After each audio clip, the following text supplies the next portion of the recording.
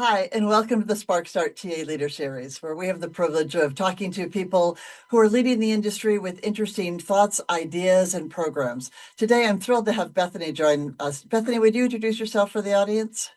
Sure. Hi, Maury. Nice to see you today and your audience. My name is Bethanyn Mascena Tracy. I am the National Director of Franchise Sales and Recruitment for the N2 company. Great. And you have a very different perspective because you're recruiting franchisees, which aren't employees, but the process is the same. But right now, everybody's talking about AI and automation and all of that. How have you been able to build that into your process and your tech stack and have people not afraid of it? That's a great question. I really feel like when we hear all of the buzz out there about I think a lot of times we feel like we're behind. Um, Somebody else is doing it before us, and how are we ever going to catch up? And so I just encourage anybody who's listening to just think, I'm not behind. I know I went through that same thing. How am I going to be able to lead a team to get to embracing AI? And I had to remember that I'm not behind. I'm right where I need to be, and I'm right where I need to be for my team. So the three things that I would say I think about when I'm embracing any kind of change and leading my team through any sort of change, the first would be to model that growth mindset. So exactly that. I'm right where I need to be, and I'm ready to grow. The second place that I would put a focus on would be to provide some psychological safety. So really staying curious about the outcome and helping the team stay curious and giving them the space to kind of make mistakes. So that psychological safety to be able to make those mistakes, because inevitably that'll happen when we're embracing change. And then, of course, the third would be the autonomy to explore and to innovate. So it's really about letting them kind of take off and take some risks and making sure that they know that I'm not always going to give them the answer, that I want to catch them doing something right. And then when I see them going off track, asking them kind of what if questions. What if this happens? What if this happens? What if we try this instead? So really investing in them in those three ways, the growth mindset, the psychological safety, and then the ability to explore and to innovate. Good. And I love the first part of that growth mindset of getting over this idea of, oh, I'm behind, oh, I need to catch up, I need to do something. That we've found that people that have really taken advantage of AI well almost treaded carefully and understood what it could do, what it couldn't do. When you're feeling behind and panicked, it's easy to make a big decision, a rash decision. It's still early days in AI.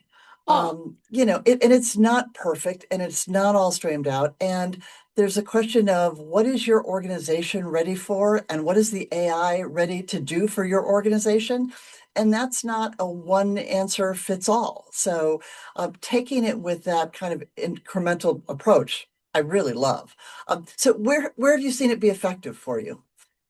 so we've seen it be effective in our interview process as well as in our tech stack. So our interview process, we partnered, I would say, fairly early on with BrightHire. We are running some of our interviews through BrightHire, so we're able to. I'm not sure how many people are familiar with that. They do have AI forward. They were just acquired by Yeah, Zoom, so yeah. um, we're running our interviews through there. So we're able to coach our team based on what's really happening on the interviews because it's recording those conversations. That's been really valuable to us with a very diverse and very dispersed team. We are fully remote, so we have about 60 people conducting any one of our three stages of structured interviews. And a lot of times we don't know what's happening on there. We just see the numbers at the end of the day as far as, time to hire or whether or not they've actually converted and actually hired the right person for the role. And when we don't know what's happening on those conversations. So I actually really love the new collaboration or Zoom just bought BrightHire. So we're using Zoom for our interviews with BrightHire added onto that. We're going to really be able to dig into that data and see, okay, when this question comes up, how is our interviewer answering it? When this objection comes up, how is our interviewer answering it? So it'll be really interesting for us. That was really the first way that we implemented some AI learning. And have you had any measurable results? Have you been doing it long enough that you can point to it and say we've either saved time or we've done a increase in quality of candidate?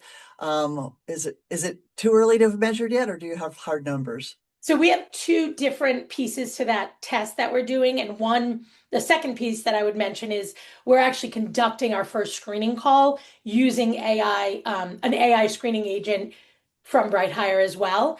That piece, I would say we're too early to know how that is showing up for the second and the third to know whether or not Uh-huh. these are going to be good hires. The first piece, though, we were able to take our team from a fairly inefficient, we call it a show to show ratio, how many people are showing up to the first and then coming prepared to the second.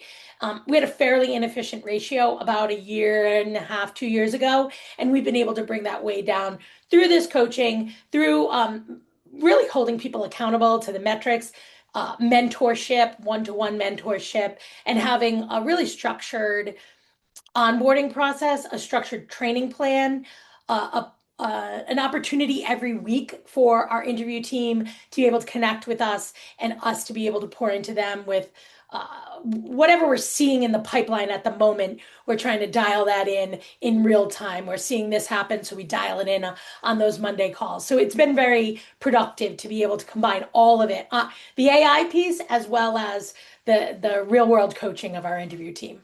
Yeah, I think that's a place that a lot of TA leaders have struggled because they don't either sit on enough calls or they don't have enough data to do the coaching.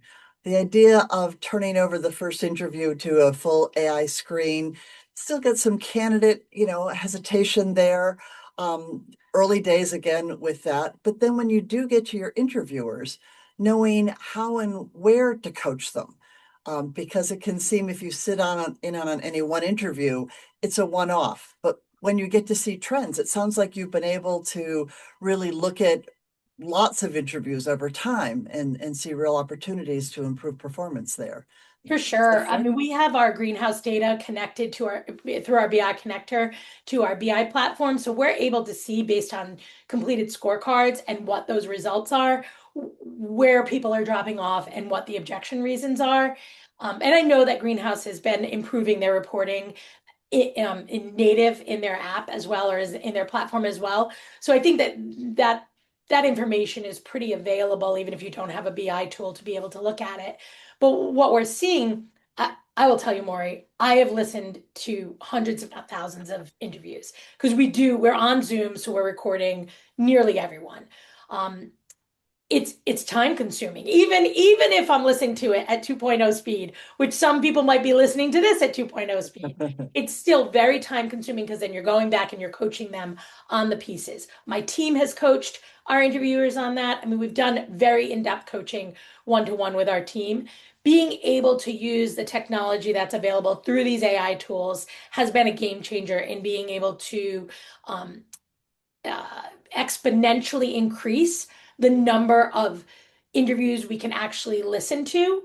And that helps us then coach our team better because it's not a one-off. It's not this one conversation with this one person. It's actually looking in aggregate. How does this interviewer perform?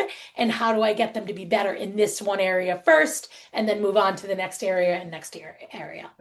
And then how do you translate that into improving the candidate experience? Oh, Where yeah. have the gains been there? So I think when you're having a conversation as a candidate with someone who's knowledgeable, prepared, and confident in what they're presenting and talking about in the interview, that ultimately improves the candidate experience. Mhm. When Yep. someone moves along in the process and understands clearly this is a three-part process, you've completed the first screen, we're on the second, and by the next call, we'll be able to make a decision. When that's clearly said at the upfront of an interview, candidates just kind of relax and they're able to be themselves on the call. So all those little things are what we're catching and able to lean into our team and say, we need to be saying this at the top of an interview, and that's how we're using it to improve the candidate experience. I'm a big fan of transparency, and it's amazes me that it's taken technology to get us to focus on the need for transparency. But that's always great. Bethany, I would love to talk to you about this all day, and I would, but I want to be conscious of your time and our listeners' time. Are you open, if people have questions, to reach out on LinkedIn? Are you open to further the conversation or answer questions for people? Absolutely. I'd love to talk to anyone who's interested. Thanks so much. Great. Thanks. Great for having you. Thanks. Bye-bye. Bye.